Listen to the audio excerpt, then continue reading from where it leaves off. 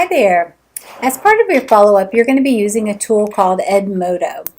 For those of you who are not familiar with Edmodo, Edmodo is a free social learning network, similar to like a Facebook or a Twitter, something like that, except for this one was developed specifically for teachers, students, schools, and districts. So therefore it's very safe, it's very easy to connect with your colleagues. However, the content stays very secure within your district's managers, and they are able to monitor the use. This program was actually founded in 2008. However, last year, whenever they were doing their big Edmodo webinar series, they found that more than 7 million teachers and students around the world were using Edmodo in just a short time. I think you'll find that it's a really great tool. It is a secure platform, so that means it's a closed environment. It's not like everything you post can be seen by anyone. It's not searchable as far as the content that's on there via any kind of browser. You don't have to put in any private information, and certainly if you're using it with your students, that's great news. Teachers can create classes for students to join, but for our purposes, we're actually using this as a professional learning community platform. So we're going to be able to share ideas back and forth, which will remain private just within our closed group. So the first step with Edmodo is to create an account. So you'll need to go to edmodo.com. Again, that's www.edmodo.com. Once you're there, it's going to ask you for some basic information. You'll be asked to make up a username, a password, and then use your district email. It likes for you to choose your title, whether it be Mr., Mrs., or Miss, and then of course put your first and last name. Whatever you choose for your title and your last name is how you will be referred to. So for me, it would be Mrs. Turney. That's who I will be known as, not my full name, Julie Turney. Once you've created an account, it'll land you on this main home page. This is where you'll have your profile picture. We'll talk more about that in a little bit. You'll be able to see over here on the left-hand side a list of groups that you are a member of. At first, it will say nothing because you haven't joined any groups yet. And then in the middle here, this is where all the communication takes place. This is where you'll be able to see notes from other teachers, information people have posted or shared, such as videos, and where you can certainly post and share information. It's very similar to a news feed on another social media such as Twitter or Facebook. On the left-hand side, you'll see notifications and a list of other tools that we will not be using for this professional learning community. At the top, you'll see Edmodo icon. Anytime you click that, that takes you back to your home. You're also able to search using the search bar. This particular icon refers to apps that are built into Edmodo. Again, for this learning community, we will not be using any apps, but it's a great tool certainly to be familiar with for your students if you choose to someday use this in a classroom setting. There's a calendar and grades, again, for teachers who are actually doing activities and making assignments for students to complete online. And then there's a library. The library is pretty neat. Unlike other social media where you see a neat video or you see a recipe or some other kind of lesson plan or great idea that you'd like to have, you don't have to scroll through your news feed to find it.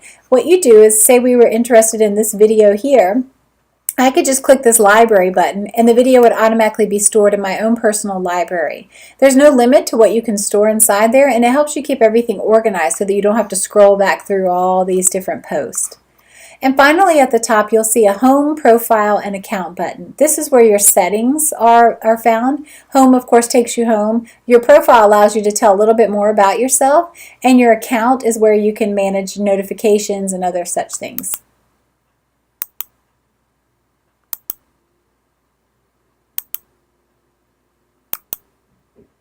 So under your account settings, you'll see all kinds of information here. The first thing we like for you to do is go ahead and upload a photo of yourself. It could be a picture that you have saved on your computer already. You could take a picture using your webcam, or if you choose not to actually have yourself, you're welcome to pick a pet or something like that. Edmodo also gives you a selection of clip art kind of pictures. The neat thing about this is they change these every few weeks, so not everybody will have the old pair of sneakers. They rotate through the different pictures throughout the year. So it's kind of a nice thing. So even if you don't have a picture that is personalized to you and you choose one of these, it still should be pretty unique because they change them so often. You definitely want to make sure your personal information is correct. This is the information you filled out at the very beginning when you were setting up your account. And here you're able to add your school. This is kind of a neat feature so that you can connect with other teachers within your county. Over here on the notifications page, it's pretty important that you pay attention to this. It allows you to be notified via your email or text or none at all. And you can choose which things you want to be notified about. Typically, I do not check any of these, rather, except for maybe the direct messages. In other words, if somebody sends me a message, a reply. So if I posted something and someone has something to say about it, it's always nice to be notified so you don't overlook it. And then also, sometimes it's nice to know if any new members have joined the group. That way you can say, oh, look, my friend Sally has joined the group, and you can connect with them.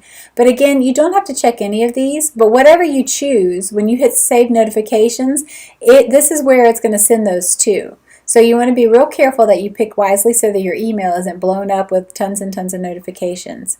You can also choose to your privacy settings. Although this is a very secure site, it's still nice to be able to have some customization with the privacy settings.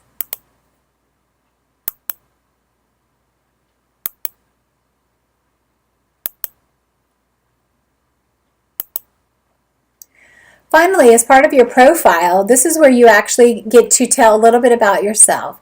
It's nice to add a sentence or two to tell what you're teaching, maybe how long you've been teaching, the kinds of students you work with, or even something personal, maybe some hobbies that you're involved in, or some great books you've read recently. This just helps people get to know you and who you are. So as you're posting things, they can say, oh, I wonder what Mr. Hill, what he does in his spare time. What kind of person is Mr. Hill?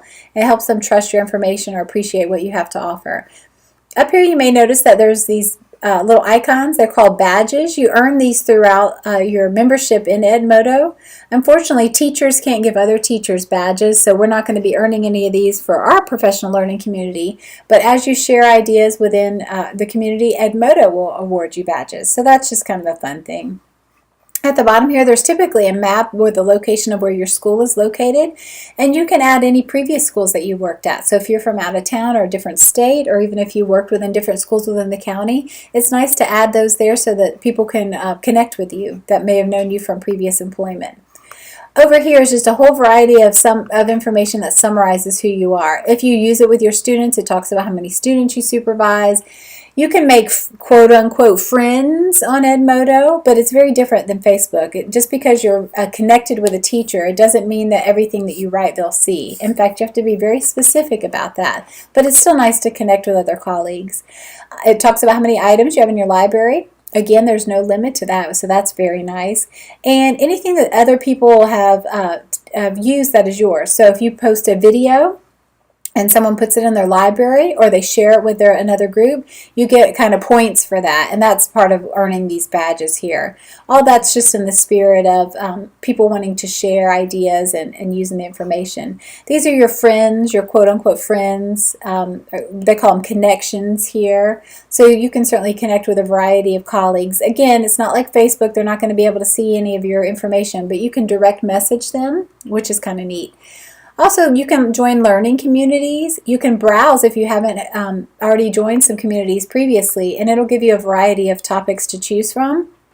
There are some special education communities that you might be interested in joining. And again, you don't have to share anything at first. You can just listen, or rather read what other people are sharing, and hopefully get some ideas from that. Also at the top, it gives you a personal URL. So everybody will be edmodo.com/ and then it'll give you like perhaps your name here, or your name and a number. This is just if you're trying to connect with another teacher and they can't find you through the search bar, then perhaps they can just use your personal URL to connect with you.